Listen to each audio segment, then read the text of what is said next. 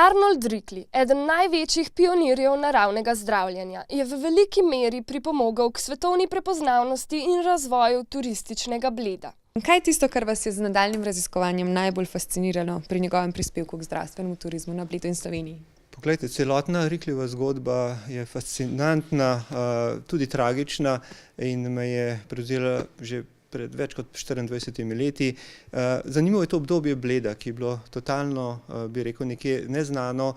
Tudi v osnovni šoli se nismo učili od Riklija, potem pa največ skozi njegova pisma, ki jih je pošiljal z Bleda svojim staršem, izvemo, kaj se je tukaj dogajalo. Ta zgodba je izredno zanimiva. So pa vsi, se pravi od rojstva, tudi ko sežete nazaj do 12. stoletja oziroma 16. ko je bil Heinrich, njegov prvi znani prednik, odkrijete zanimive stvari. Samo ta zgodba potem od smrti in tudi kaj se je dogajalo po vojni v času socializma s predlogom možne trženja blagovne znamke, to je zagotovo zanimivo tudi širši javnosti.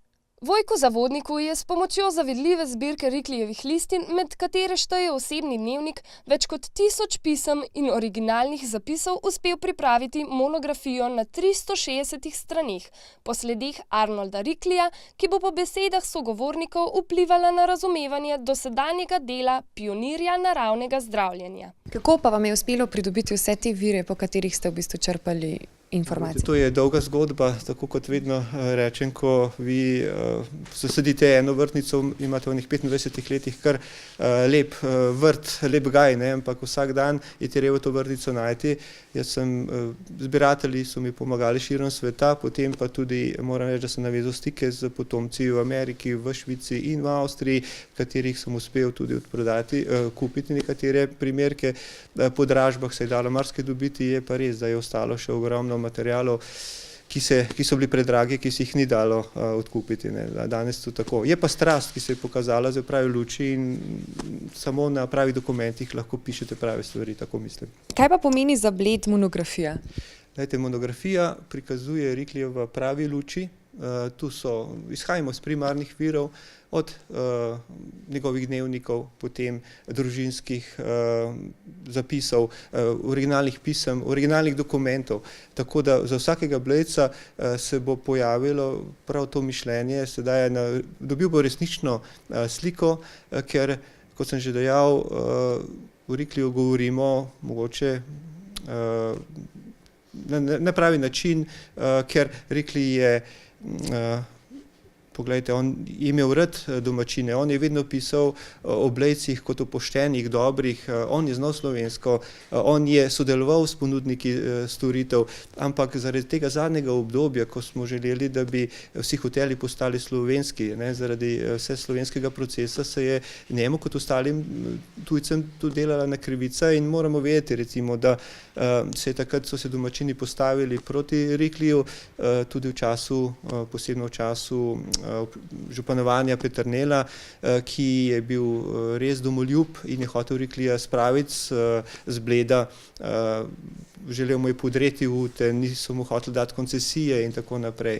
To so vse obdobje, ko se potem, z tega obdobja mi Riklja dejansko poznamo največ. In tu je ta tragika knjiga, pa nam monografija pa nam na lep, pošten način prikazuje eno optimalno realno sliko.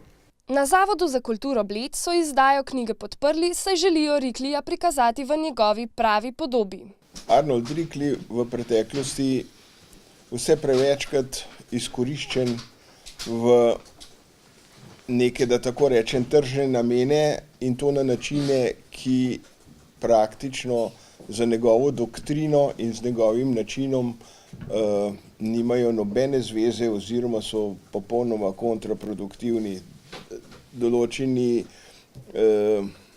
da tako rečem, odojki, ki so se vrteli v času Riklijevih dni, potem razni apartmani, ki se nahajajo z njegovim imenom po nepremičninah po Bledu, pice polne salame, ki nosi ime Riklijeva pica in tako naprej. To so vse sorte, primerov bi lahko naštel.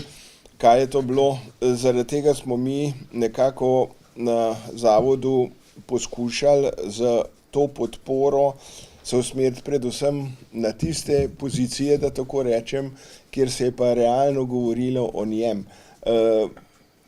nagrado sta 2 sobi, ki spominjata nanj, ena samo na njega in en del muzeja tudi. Potem ta pot nekako, ki naj bi simbolizirala njegove poti po Bledu in v okolici, kjer je on praktično svoje goste, paciente praktično rekreativno obdeloval, da tako rečem, je ta glavna pot od grajskega kopališča proti gradu, ki je bila prenovljena, pač nosi ta ime. Pred par leti smo naredili še eno zadevo, in sicer po scenariju gospe Mikše, Amalije Mikše, smo posneli tudi en 45-minutni film o njem, ki morda bi lahko rekli po vsebini in pa po duhu nekako je bil predhodnica te knjige, ker je v bistvu že bolj realno govoril o tem, kdo je bil Arnold Rikli in tako naprej. Tudi ta film, moram povedati, da je na festivalu turističnih filmov na Portugalskem in pa v Solinu pri Splitu je dobil 2 nagradi. No, danes pa seveda z vsem veseljem tudi tukaj pozdravljamo knjigo o Arnoldu Rikli, za katerega smatram, da predstavlja en kodeks za bodočnost, en kodeks obravnave Riklija, kakšen je dejansko bil. Poleg različnih naštetih uporab slovesa Riklija se nekateri trudijo obujati spomin na Riklija takšnega, kot je bil. Direktor blejskega zdravstvenega doma, dr. Leopold Zonik, spomin obuja z organizacijo vsakoletnega poletnega Riklijevega pohoda in povezuje njegova načela preventive z zdravstvom. Medicina nekako pravi tako, da do določenega trenutka naj človek varuje svoje zdravje, naj živi tako, kot je Rikli rekel. Vendar, ko pa prideš nekje do neke meje, ki je pa treba, da medicina vstopi, takrat morata pa iti in Rikli in medicina z roko v roki. Janez Fajfar, župan občine, je potrdil njegovo pomembnost za razvoj Bleda in izpostavil problematiko uporabe Riklija kot tržni subjekt. Danes vidite, da smo v času, ko se to ime v bistvu izrablja na razne načine. In upam, da tudi tem, ki v tem vidijo samo komercialno priložnost in ki ime lepo zveni, in gre lahko ušesa, da